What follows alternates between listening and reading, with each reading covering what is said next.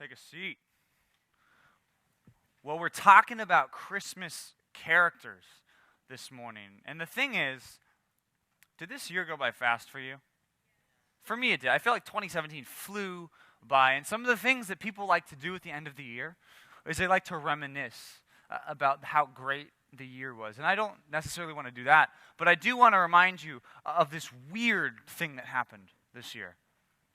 It was just so weird. There was this movie that came out, and it was the weirdest movie I've ever seen. It's called Boss Baby.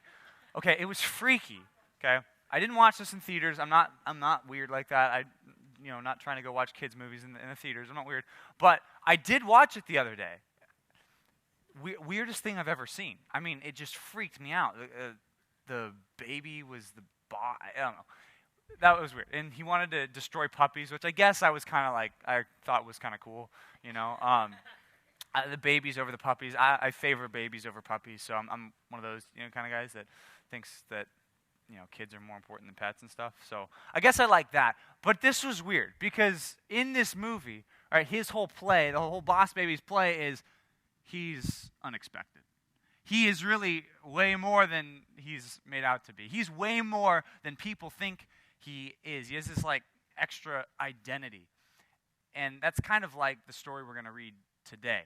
The story we're going to read today in Matthew chapter 2. I want you to turn there. If you have a Bible, please go grab one. If you don't, Matthew chapter 2.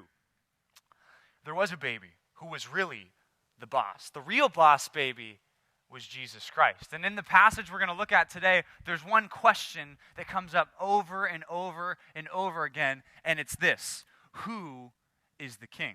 Who's really the king in this story? Because there's a lot of good contenders for the king, but there is one king. And you probably know who that is. But we're going to talk about this. Turn to Matthew chapter 2. That's where we're going to basically stay this whole time. You don't have to turn anywhere else. Just turn to Matthew chapter 2, and I want you to follow along in your Bibles. Matthew chapter 2. Verse 1 introduces all the characters, all the different options, right? You can take the multiple choice, A, B, or C, or maybe D is none of the above, right?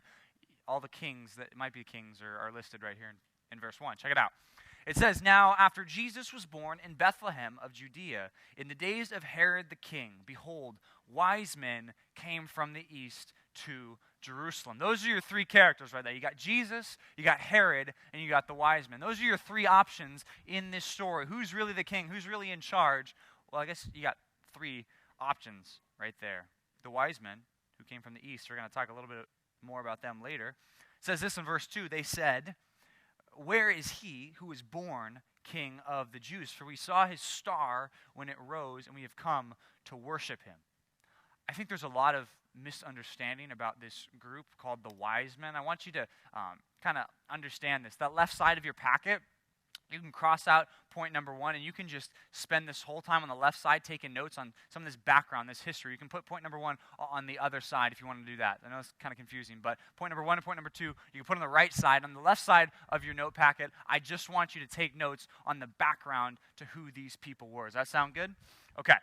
Who are these wise guys? I mean, the first thing you might think of, okay, maybe they're smart people, okay? Maybe they're just white-bearded. They look like they're really old. Is that who we're talking about? No, probably not. Maybe you think of the emoji wise men, okay? The emoji magi. How could you slam that? The magi, okay? Never mind. It was funny. It was funny in my head, guys. I'm sorry. The emoji magi. That's a new spin on that. Maybe that came out after you were a kid, right? Maybe that's what you think of. You think of "We Three Kings," right? That song, "We Three Kings of Orient Come." Right? Well, sort of. But you should think of these guys right here. 3 guys. Well, we actually don't know that there's 3. There's probably about 10 to 50 of these guys. They're not necessarily 3. There's a lot of these guys who came from the east. That's what our text says. The word Orient, right? If you think of Orient or Oriental things, you probably think of, Chinese, Japanese food, right? Oriental food. Yeah. Well, that's not what we're talking about here. Different Orient. Orient, back in the day, just meant to the east, right? And our text says these guys came from the east. It'd be like if I said people came from the east. They could come from Mississippi. They could come from Kentucky. They could come from New York. They could come from Florida. Those are all from the east, right? It doesn't mean they're from the far east. It just means they came from the east. And these guys actually came from a place that called Babylon. That's where these guys were from. So these guys were actually from Babylon. There's another word you probably know them by, the word magi. I already mentioned it, magi. What does magi mean? Well, it doesn't necessarily mean magicians. A lot of people will say that, but it also sort of the word magi, it leads to these other words like magnified or magnificent. So there are these people that are important guys. They're wise men. I mean, that's a good description of who they are, but really it's more than just smart guys. These guys are important. They're magnified people in their culture. Another way you can know them, maybe you can write this down, they're Persian professors, okay? That's who we're talking about. We're talking about Persian professors, and, well, what do they study?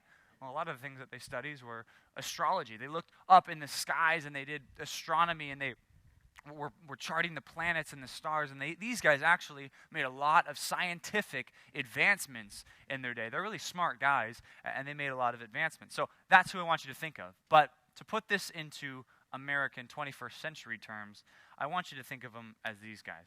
The Persian professors, it's kind of like if you combined NASA with Congress, okay? Okay, just imagine. You combine NASA with Congress. They're the engineers. They're the smart guys. They're the people that the king turns to and says, hey, we got to build like an aqueduct. Build me an aqueduct. And they're like, okay. And they do it. So they were engineers, smart guys, professors, but also more than just smart people, they were also the rulers. They were also the decision makers in their nation. If you remember the background, we kind of talked about it at Revival 17. There's Babylon, but remember that statue with like the gold and the silver and bronze and all that stuff? Remember the statue that represented the different kingdoms? These guys were from a later kingdom. So same area, same people group, but different rulers. So we had Babylon, then we had Persia. That's why I want you to think of them as the Persian professors. So when you hear the word magi or wise men, think of the Persian professors, because this is where they came from. This is a quick little map of the Babylonian Empire, at least. You got Judah over there and Jerusalem over there to the west. But from the east, you see that star, the white star. It's kind of hard to see. That's on the city of Babylon. That's the area they're from. So when you think of where they're from, think there. Think Babylon. Think Persia, as you might know it today. Today, it's Iran or even Iraq. It kind of bleeds into Iraq. That's where these guys are from. But I have a secret for you. You guys are going to be smarter than everybody else. Do you know that this is not the first time that the wise men show up in the Bible? It's not the first time they show up. These wise men are actually mentioned in the Old Testament, right? Not these specific guys, but this group, this ruling class of guys. They show up in Daniel chapter 2. When Nebuchadnezzar has a dream, and he's like, oh man, this dream of this statue, I don't get it. What's going on? I'm going to go ask NASA and Congress. I'm going to go ask my guys, my wise guys. I'm going to go ask the Magi what's going on. And if you remember that story, they couldn't figure it out, and they had to call Daniel in, and Daniel gave the right interpretation.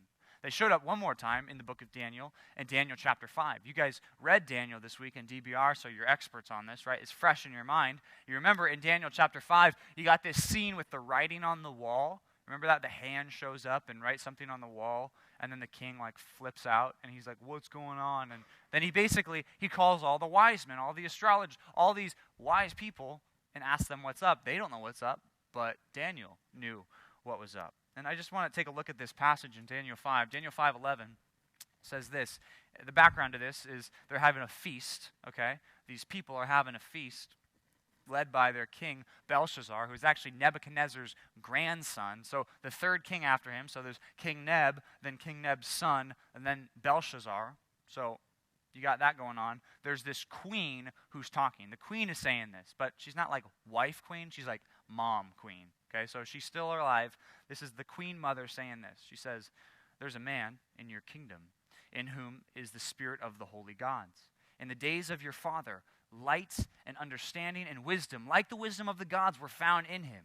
And King Nebuchadnezzar, your father the king, made him chief of the magicians, enchanters, Chaldeans, and astrologers. So there's your wise men. He made him chief. Who are we talking about? Well, Daniel, verse 12 says, this guy named Daniel, whom the king named Belteshazzar. Now, let Daniel be called, and he will show the interpretation. But I want you to see this. I want you to wrap your mind around this. NASA and Congress in Babylon. Well, who's the chief? Who's in charge? Who's the head magi? It's Daniel. When Daniel was alive, Daniel was the head honcho there. He's the boss, right? He is the head magi. I just want you to think about that. What kind of a legacy would head of the Magi leave. Well, you might ask, why did these guys even show up, right? Why are these guys from Babylon showing up when they see a star, right? Are they just like mind readers or something? What's going on? No, this guy named Daniel. And Daniel wrote. He wrote a lot of things, and he wrote his book that you guys read this week. He wrote that while in Babylon. And one of the things that he said in Daniel chapter 9 was this. He talked about this 70 weeks thing. Remember that from Revival 17? Right, the 70 sets of 7. Well, he says after 70 weeks, there will be a coming of an anointed one. You know what that word is? Anointed one? Messiah. There's going to be the coming of a Messiah. In Greek, it's Christ. There's going to be the coming of a Christ, a prince. So if you ever wonder how did the Magi know that there's going to be some guy coming, some king? Well, right here. They knew because they read Daniel. Surely they knew. And if you do the math, 70 times 7, about there, you get about 490 years, and that's when they showed up. They showed up right around the time of 490 years. Actually, 483 because you take off the 1, which is confusing. You guys remember that confusing sermon, right? It was a good one, though, because it taught us all this stuff, right? The 70 weeks. They showed up because they had a ballpark idea of when this king would come. But Daniel's not the only one they heard it from. You wonder, why did they know it was a star? Well, there's a guy in the Old Testament, way back in the book of Numbers, the 4th book of the Bible. His name is Balaam. This guy named Balaam, there he is, if you recognize him. You probably don't recognize him, but you might recognize this guy right here, Balaam's donkey, right? He's pretty cool, right? It's the story in the Bible where the animal said something, right? So, again, that picture right there. They were going on the road. This angel was standing in the road, and Balaam was like, come on, what are you doing? Go. And the donkey's like, what you talking about? And it freaked him out, right? Because if you're, I don't know, riding a horse, and you were smacking the horse, come on, let's go. And he's like, stop it, right? You'd freak out too, right? So that's what happened to Balaam. That's why he's thug life right there. That's why he's cool. Balaam's donkey, okay? Balaam, who is this guy? Numbers chapter 24, verse 15. He was a prophet for hire, okay? So basically, kings, this one king hired him and said, look, I'll give you all this money if you say bad things and bring curses on Israel. And it was kind of weird because he tried, but then God didn't let him. It was odd. He was going to curse them, but then he just started saying all these blessings from God. Weird, okay? Like a weird funnel, right? Imagine pouring a funnel down, and then it's like God was funneling this message through him. Super weird, but that's what happened. And this is one of the things he said. This is the last thing he said. He took up a discourse and said, an oracle of Balaam, son of Beor. By the way, did I tell you where Balaam's from? He's from this area that would later be known as Babylon, okay? Just a little background, okay? This prophet, this important wise guy back in the day, way back in the day, he's from the area of Babylon. And this is what he said. The words of God, who knows the knowledge of the Most High, who sees the vision of the Almighty, falling down with his eyes uncovered. Okay, what does this guy see? I see him, but not now. I behold him, but not near. A star shall come out of Jacob, and a scepter shall rise out of Israel, and it shall crush the forehead of Moab and break down the sons of Sheth. So think about this. This is way, way back in the day, and this guy was famous, very famous, and his writings were famous. He's talking about a star. He says it's going to rise out of Jacob. Where's Jacob? What is Jacob? Well, that's Israel. There's going to be this star, this weird phenomenon. We're not even exactly sure what it was, if it was a star, if it was a supernova, if it was just an angel, or if it was just heavenly light. We're not really sure what it is, but it's going to come out of Jacob, and a scepter shall rise. You guys know what scepters are, right? They're that thing that a king holds, right? There's going to be this powerful one, this person, him. I see him. I behold him. It's going to be a person. It says, and the one from Jacob shall exercise dominion. This person is going to be in charge. So can you see why the wise men knew what was going on? These wise guys, they had a good idea of what was going to happen. They knew this prince, this king would come. Well, you made it through 2 verses. Okay, verse 3.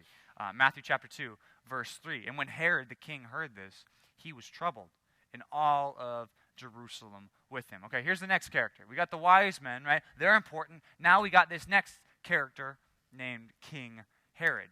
Well, he's called King Herod the Great. And I will just argue right now, he is neither a king nor is he great. Okay? Let me explain. Okay? First of all, you might hear the word Herod and be like, huh? Like, which one? Like, there's a bunch. Maybe you didn't know there was a bunch. Well, let me tell you, there's a bunch of Herods, okay? We got Grandpa Herod. That's who we're talking about here, okay? Grandpa Herod. You can call him Grandpa Herod. You don't have to call him King Herod the Great. You can just call him Grandpa Herod if you want to, okay? Because that's who we're talking about. He's the patriarch of this family, and he had a lot of sons, and 3 of his sons he let in charge. So once he died, he split up his kingdom into 3 different sections. And now, if you see down there, Herod Agrippa, you probably recognize that name from the Bible. That's the guy who persecuted Christians in Acts. And then he died. Remember when he died and then the worms ate him in Acts 12? It was really cool. You got to go read that. Then you have Herod Agrippa II. And that guy was the one who Paul stood before, right? So point is, there's a ton of Herods, okay? There's a bunch of them in the Bible. So we're talking about Grandpa Herod this morning, okay? And then you got Herodias, okay, by the way, which is all confusing because it's like, who? Girl version of Herod? No. Sort of. Herod, great-grandpa Herod's granddaughter, okay? But why is he called great? Okay, it is important. Is he called great just because he's the oldest? Maybe if you're the oldest in your family, you'll require your siblings to say, I am such and such the great. You must call me the great. They won't respond well to that, okay? So don't do that, okay? Here's why people thought he was great, because he did some pretty great things. He was famous for building stuff. So he built this port city called Caesarea up in the north. It still stands today, a lot of it. I've been there. It's pretty cool. He picked a good spot, by the way. You know, it's like going to Laguna Beach and building a house, right? That's kind of what he did. He was like, all right, I'm going to find a cool place. Another cool place that he found and built on was this place called Masada, which is basically out in the desert, and it's basically this big rock. They built it on this mountain, and it takes like 3 hours just to hike up from the bottom. Like, it's crazy. I've been there. I didn't hike. I took the tram, okay? I did the 21st century way. I was easy. It was like 120 degrees when I was there, right? So this guy, it was intense. He built a lot of really cool things. And maybe the most famous thing that he built was this thing right here. He didn't build it initially, but he built on it, this temple. The temple, they call it Herod's temple. Basically what he did was he turned it from this little rinky-dink tiny little thing into this big, massive temple with the courtyards. And that's the temple that Jesus' time period, that's Herod's temple. So it was really important. Even in the Gospels, the disciples said, dude, like, Jesus, look how cool this is. And Jesus is like, it's not that cool. Paraphrase, okay? But Herod built a lot of cool stuff, and that's what he did. But some things you should know about Herod. Herod is not a Jew from Israel. Not technically, at least. So you got Israel, you got Judah. He's not really from there. His lineage is not really king of the Jews. He's not a son of David. He's not in David's royal line. He's not from there. He's actually from this place called Edom, which is at the bottom of the map, okay? He's a foreigner, really. But Rome named him King of the Jews. They gave him this title in 40 BC. They gave him this title, King of the Jews. And he liked that title, okay? Some people, they like titles, right? Herod, he liked his title. Even though he wasn't really king of the Jews. He was not really a king. He was more like a governor. Because at the time, Israel wasn't really a sovereign nation. It kind of was. But Rome occupied it. Remember how there's all the Roman soldiers in the time of Jesus? Right? Rome was in charge, and they let him be like a governor. Okay? So Herod's more of a governor. He's not born king of the Jews, though. So think about it. When these wise guys come from out of town and say, hey, where's the guy who's born king of the Jews? Herod kind of freaked out because he's like, well, you're looking at him, but actually, no, I wasn't born king of the Jews. He's not really the rightful king, which is very interesting. So King Herod the Great, just to give you more background on how bad this guy was, he killed 3 of his sons because he got jealous. He killed his wife because he thought she'd maybe try to take the kingdom from him.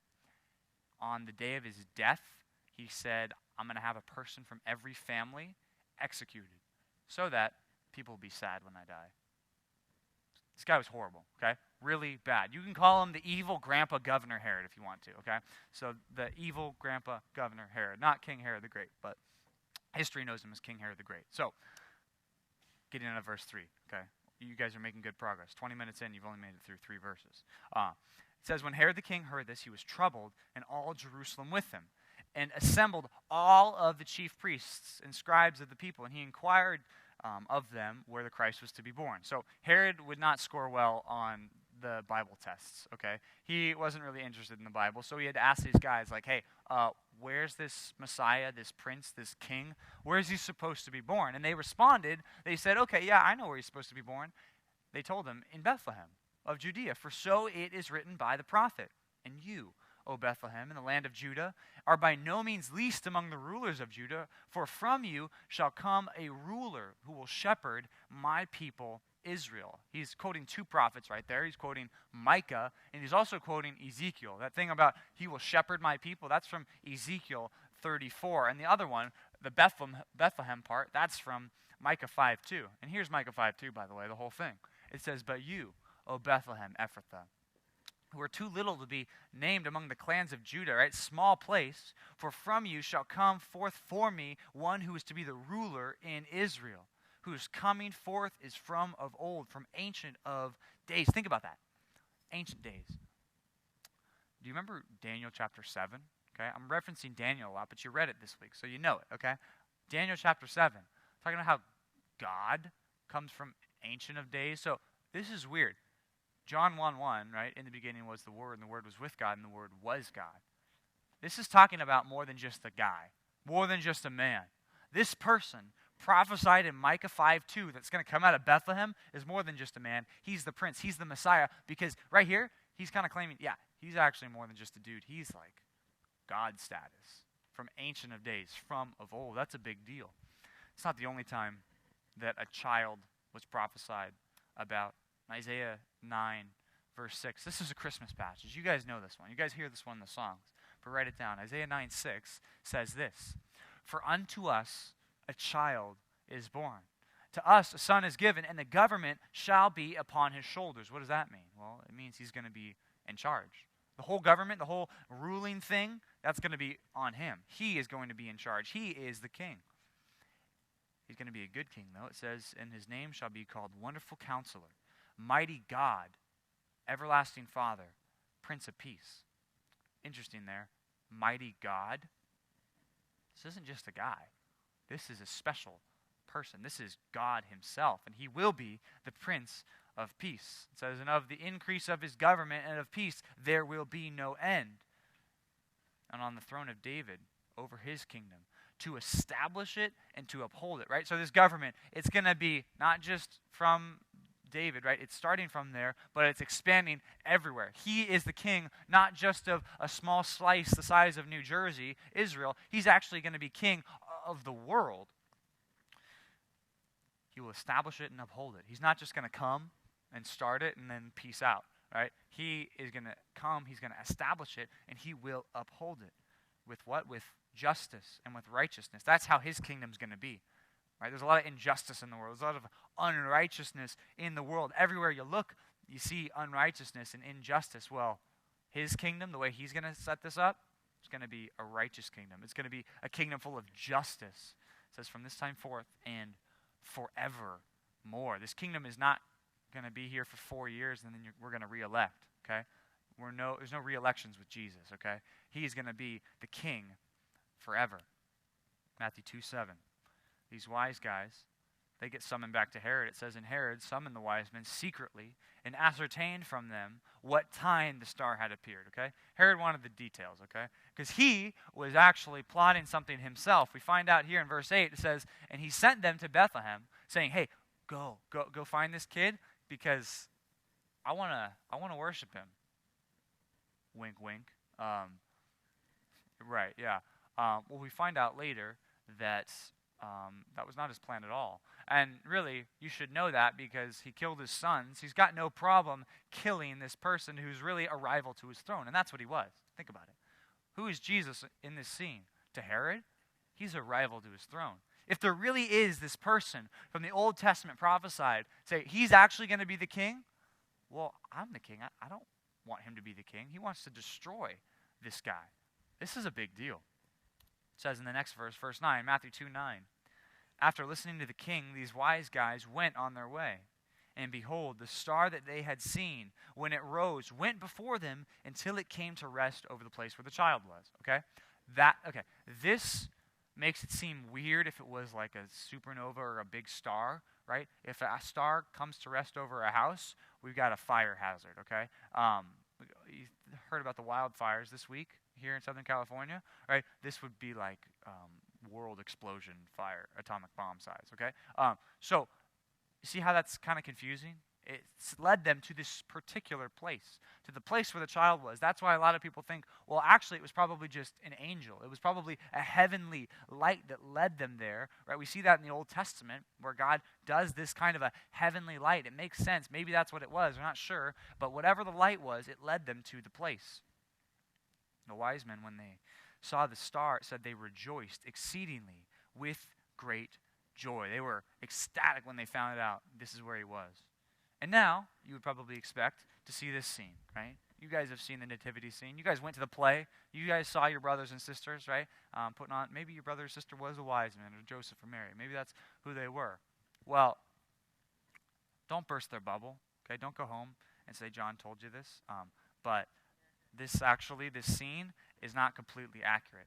At least the part where the wise men were there. The wise men did not come to the stable. They did not come to the manger. I mean, think back. Matthew 2:1 said, and after Jesus was born, these wise guys travel to Herod, and then they travel to Bethlehem. This isn't happening like on the night he was born, all these people show up. At least not the Magi. They're not showing up at this point. But they do show up to where he is. And it says, and going into the house, okay, that's weird. Thought you said they were like with the manger in the stable, right? Well, yeah. I'll get to that in a second. They saw the child with Mary, his mother, and they fell down and they worshipped him. Okay, 3 things that you should see from this. First of all, they worshipped him. That's interesting. Remember who these guys were, the wise men, the Persian professors, the NASA and Congress combined. Think about that. These guys are the rulers, really important in a big kingdom. They come, they see a kid, and they worship him. What does that show about these guys, these Christmas characters? It shows, first of all, I think that they were humble. Shows that these guys really cared about Jesus being the king, and they recognized that he was. The next thing that you need to notice is the whole house thing. They show up to a house. That is not a manger, okay? We're talking about a different scene here. And another thing is the child, okay? The word for child, that means like a small child. Think, toddler to, 6 years old. That's maybe what you would call a child, right? We're not talking about an infant. We're talking about different words. Luke 2 calls Jesus an infant. When the shepherds were there and when Mary and Joseph were there, right? The night that Jesus was born, he's an infant. But by the time these wise men come, he's not an infant anymore, okay? He's like a little kid, maybe a year. He's getting the chubby, he's getting the rolls. You know what I'm talking about? When you see the kid with the fat, they don't come out that fat. If they do, wow, problems.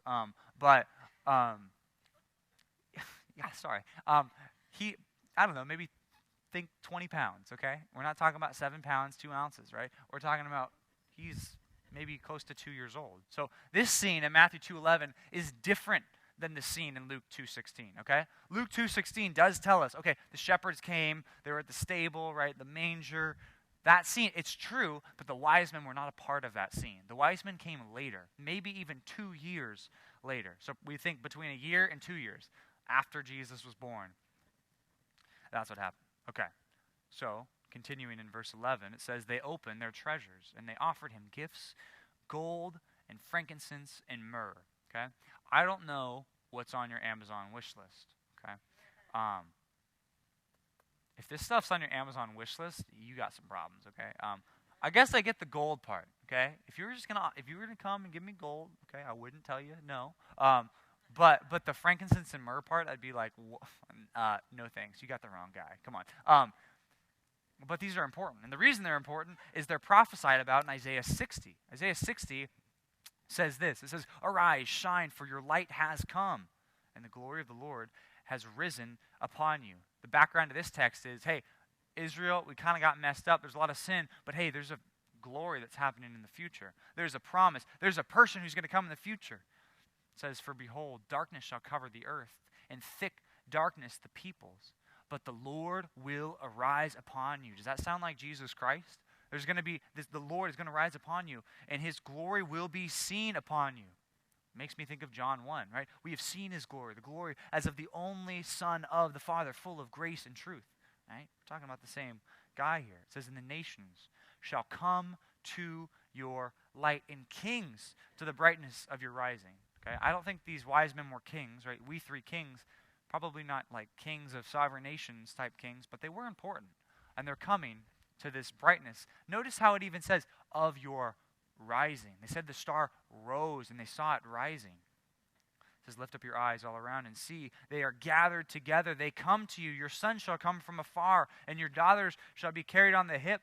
And you shall see and be radiant, and your heart shall thrill and exult. Does that sound like what Matthew 2:10 said about the wise men? They saw him, and they saw where the star was, and they were exceedingly glad. It made them crazy happy. It says, because of the abundance of the sea shall be turned to you, and the wealth of the nations shall come to you. You got to think that Matthew is writing this with Isaiah 60 in mind.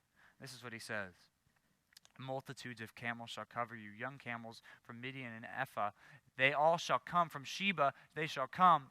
They shall bring gold and frankincense. Okay? And they shall bring good news and the praises of the Lord.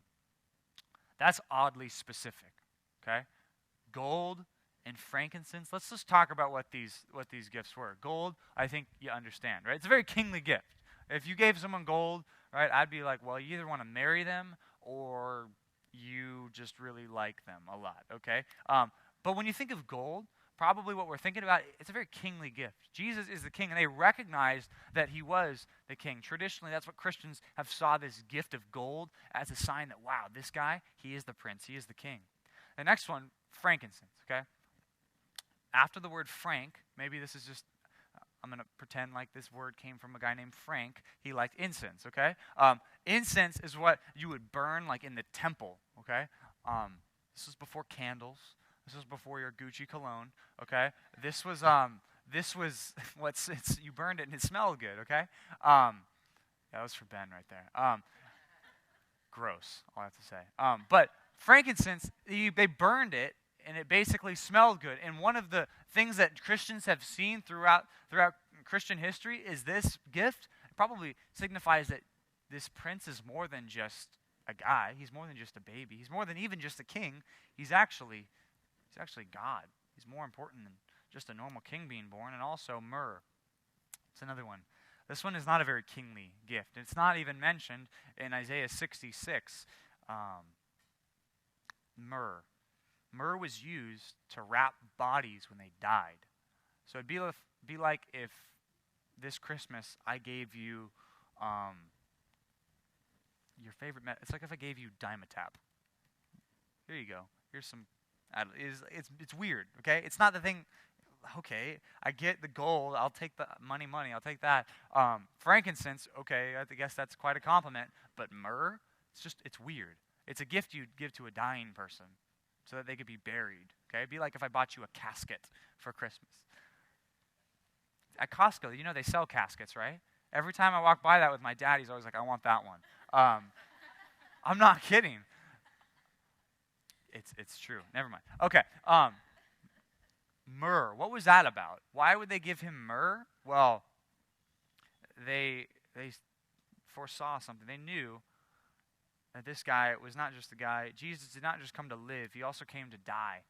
That's really what Jesus' mission was. And not only die, not just kind of like pass out, die, but be buried. He was wrapped in this stuff, and probably at the end of his life, he was wrapped in myrrh. That's probably what he was wrapped in. Jesus was born to die, and that's something that you should remember. And Matthew keeps going on. Matthew 2:12.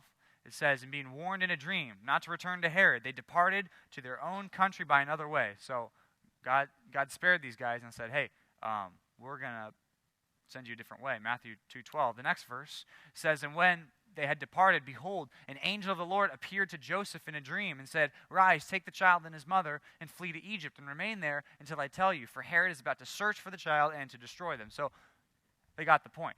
So God warns the wise men, don't go see evil grandpa Governor Herod, and he warns Joseph, hey, get out of here, because guess what? Herod's going to try to kill Jesus. So that's what they do. It says Joseph took the child and his mother and departed to Egypt. And they remained there until the death of Herod. This was to fulfill what the Lord had spoken by the prophet. Out of Egypt I called my son. That is going to be in our DBR tomorrow. Look for it. Out of Egypt I called my son. That's from Hosea 11:1. And really, what he was talking about in Hosea 11:1 was he's talking about Israel. Remember how back in the Exodus, God, it's like he called Israel out of Egypt, right? In the same way that God called the Israelites out of Egypt to live in their land, he's calling Jesus out of Egypt. So it's kind of cool. It's like a double meaning right there. Going on, Herod, that's the most evil picture of Herod I could find. So he looks really mean there. That's why I picked that one. Then Herod, when he saw that he had been tricked by the wise men, became furious, and he sent and he killed all the male children in Bethlehem and all the region who were 2 years of old or older or under, according to the time that he ascertained from the wise men. That's why we think that Jesus was maybe almost 2 years old. Okay?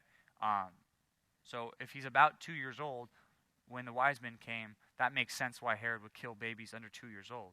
But not just in Bethlehem, right? You might think, oh, it's a small town. Maybe there's only 5 or 6 boys born, in the last 2 years in this town of a couple thousand people.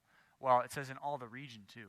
Herod probably killed hundreds of babies, at least maybe 100 babies, because he was jealous, because he had to be king. And this was to fulfill what was spoken by the prophet Jeremiah. A voice was heard in Ramah, weeping and loud lamentation. Rachel weeping for her children. She refused to be comforted because they were no more. This was a really sad thing that Herod did. He killed babies because he felt like he had to be in charge. And this brings us to those points. You might think, okay, we're doing the points really late. But the first point, from the first set of characters, the wise men, hey, what can we learn from these guys? I want to talk for a minute about what we can learn from these guys. Whoa. Well, what can we learn from the wise men? First of all, what we can learn from the wise men. Sorry, the computer just freaked out. What you got? You got it back? No, you don't have it back. There you go. First thing you can learn from the wise guys, write it down like this. Point number 1, seek and submit to King Jesus like the wise men. Seek and submit to King Jesus like the wise men. I mean, that's why they're famous, right? They sought out Jesus and they submitted to Jesus. I mean, think about it. They left everything they had. They gave a generous gift, and they humbly bowed before Christ. Think about that. These important guys, they left it all so that they could find this person, this king. Right? It reminds me of the passage we studied last week, Philippians chapter 2. Philippians 2, verse 5 says this, have this mind among yourselves, which is yours in Christ Jesus. Right? Be selfless this Christmas. Serve each other. Why? Well, because you remember what Jesus did. Though he was in the form of God, he did not count equality with God a thing to be grasped, but he emptied himself. He took on the form of a servant, being born in the likeness of men. That's what he looked like. Think about that. I mean, found in human form, he humbled himself. Even further than becoming a baby, how did Jesus humble himself? He humbled himself to the point of death, even death on the cross. But that's not the Jesus I want you to picture. I want you to remember who he really is, who he is now. Therefore, God has highly exalted him, bestowing on him the name that is above every name, so at the name of Jesus, every knee should bow. Have you ever thought about that? Every person that has ever been born, every friend you've ever had, every teacher, every person who makes fun of him, every grandpa, grandma, everybody, and throughout all of history, every king, every president, they will all bow the knee to Jesus. It says in heaven and on earth and even under the earth. Picture of people who are condemned, people who are in their sins, are still going to recognize that Jesus is the king. Every person that's ever made fun of him, they'll all recognize that Jesus is the king. So that at the name of Jesus, every knee shall bow. Every tongue shall confess that Jesus Christ is Lord. Think about that. Every person will actually confess. They will agree with God that guess what? Jesus is really the king. Everybody's going to get it. But I want you to think about yourself. If every knee is going to bow, if every person is going to submit at some point to Jesus, are you going to submit now, or are you going to wait till it's too late? Are you going to submit to Jesus now and repent and turn from your sins and finally give up control of your life? Or are you going to wait until it's too late? This Christmas, I know you're going to think of Jesus as that, but I want you to also remember that Jesus is the king. He's not just a baby. he's also the king. And that was Herod's problem. Point number 2, you need to not try to be your own king like Herod. Don't try to be your own king like Herod. He tried to be his own king, right? He even had that title of king, which really wasn't his to begin with. He kind of tried to earn that title. He tried to be king. His problem? He was prideful and selfish, first of all. He wanted to hang on to his own sin, and ultimately, he wanted to be in charge. That's what was wrong with Herod. Herod wanted to be in charge. He wasn't really a king. He wasn't the king, but he wanted to be in charge. Think about that. Prideful, selfish, had to be in charge. Well, maybe that's you. Well, that's not what Jesus lets you do. Matthew 16:24 says this, then Jesus told his disciples, if anyone would come after me, not just you disciples, not just pastors, not just AP Christians, not just those guys, but if anyone would follow me, let him deny himself and take up his cross and follow me. That means die. Die to your own self. You can't remain in charge. You have to give up your sin. If you're really going to follow Jesus Christ, you need to give up your own sin. You need to give up control of your own life. It says, for whoever would save his life will lose it. But whoever loses his life for my sake will find it. Then he goes on, right? This is the verse for the kings among us. If you think you're really important, it says, for what would it profit a man if he gained the whole world and forfeits his soul? And what shall a man give in return for his soul? Think about that for you, right? If you gained everything, if this Christmas you got everything you wanted and continued for every Christmas for the rest of your life, you became the person you wanted to be. You want to be powerful. You want to be liked. You want to be accepted. If you became that, let's just imagine, you gained everything. You gained the whole world, but you forfeited your soul. Is that a good trade? No. It's important that you get right with God. There's the 3 characters here. There's the wise men, there's Herod, and there's this baby. The wise men recognized that they were not the most important. They recognized that there was this other king that they needed to worship, they needed to serve, they needed to give, and they left everything to go find him. Then there's Herod, who was there. He could have worshiped, he could have submitted to Jesus' rule, but what he did was he wanted to be in charge himself. And then there's Jesus Christ, who emptied himself, took on the form of a servant, but was really king. Are you letting that king, King Jesus, are you letting him call the shots in your life? Maybe you say, oh, I am a Christian. I've stopped rejecting Christ. Because remember, if you are rejecting Christ, that is a decision. You might think, okay, I've never really made a decision to follow Christ. Well, yeah, you have. You made a decision not to. That's what Herod did. But let's say you are. You're like those wise men who have sought Jesus. Well, have you submitted every part of your life to him? Or do you kind of still want to make the decisions in your life? Have you still kind of decided, I want to pick who my own friends are going to be? I don't really care what God says about my friends. I don't care what God says about, laziness. I don't care what God says about video games. I'm going to do whatever I want to do. I don't care what God says about the words I have to say. I'm going to do what I'm going to do. Is that who you are? Well, if that's who you are, you're kind of like Herod in a way. You're trying to hang on to your own power, your own self.